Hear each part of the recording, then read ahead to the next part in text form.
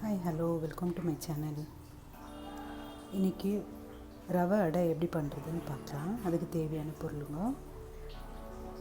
வெங்காயம் நல்லா சின்ன சின்னதாக இந்த மாதிரி கட் பண்ணிக்கலாம், கொஞ்சம் தேங்காய், கொத்தமல்லி, கருவேப்பிலை, பச்சை மிளகாய் சின்ன சின்னதாக நறுக்கிக்கலாம். இந்த மாதிரி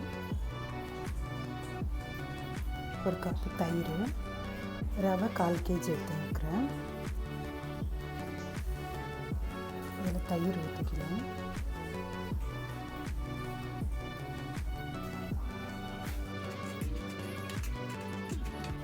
தேவையான அளவுக்கு உப்பு போட்டுக்கலாம்.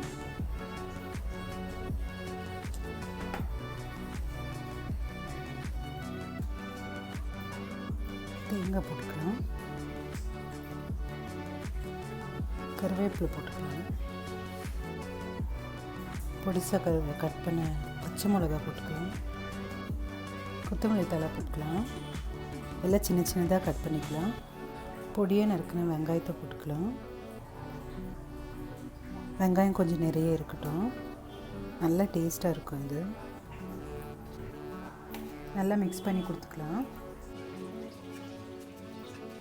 கொஞ்சமாக தண்ணி ஊற்றிக்கலாம்.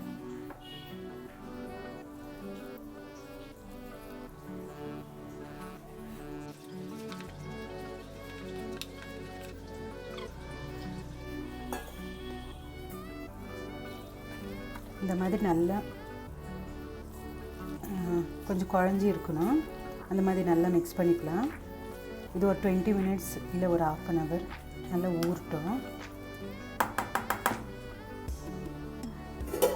மூடி வச்சுக்கலாம். ரவை நல்லா ஊறிட்டுக்குது.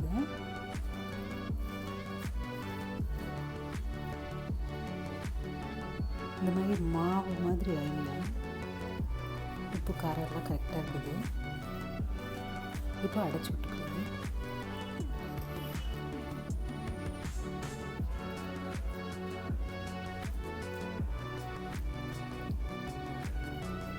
நல்லா மெலிசாக திரட்டிக்கலாம்.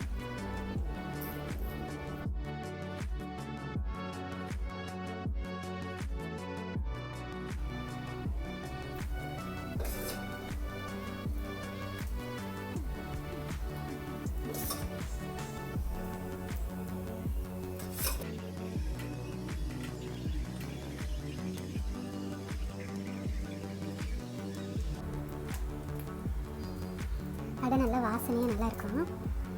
பச்சையாக எல்லாம் போட்டிருக்குறாங்க. பச்சை கொத்தமல்லி, பச்சை மிளகா, கருவேப்பிலாம், அந்த வெங்காயம் ஸ்மெல்லாம் ரொம்ப நல்லாயிருக்கும். இதுக்கு தேங்காய் சட்னியும் கடலை சட்னியும் வச்சா ரொம்ப நல்லாயிருக்கும். இதில் கொஞ்சம் நெய் போட்டுக்கலாம்.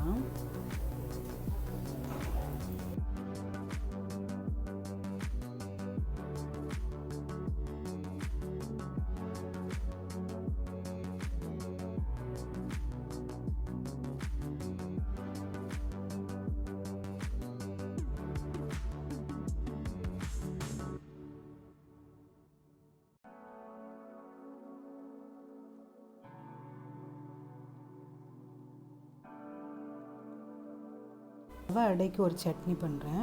உடைச்ச கடல, பச்சை மிளகா, கருவேப்பிலை, ஒரு வெங்காயம், இதெல்லாம் நல்லா வறுத்துன்னு வந்துடலாம்.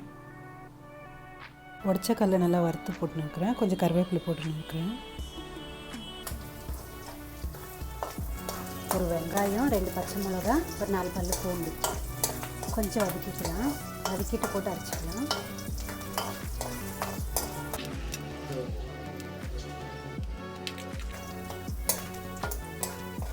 இப்படி தேங்காயெல்லாம் ஒன்றும் தேவையில்லை, அப்படியே நல்லா டேஸ்ட்டாக இருக்கும். ஒரு தாளிப்பு கொடுத்தா போதும்.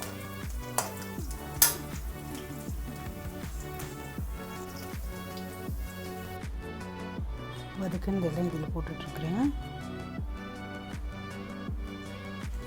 கொஞ்சமாக தண்ணி ஊற்றிக்கலாம். ஊற்றி போட்டுக்கலாம்.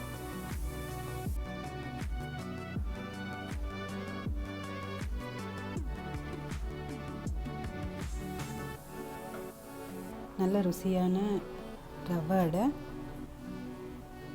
கடலை சட்னி நீங்களும் உங்கள் வீட்டில் செய்யுங்க, எப்படி இருக்குதுன்னு சொல்லுங்கள். உங்களுக்கு இந்த வீடியோ பிடிச்சிருந்தால் லைக் பண்ணுங்கள், சப்ஸ்கிரைப் பண்ணுங்கள். தேங்க்யூ ஃபார் வாட்சிங். Bye friends.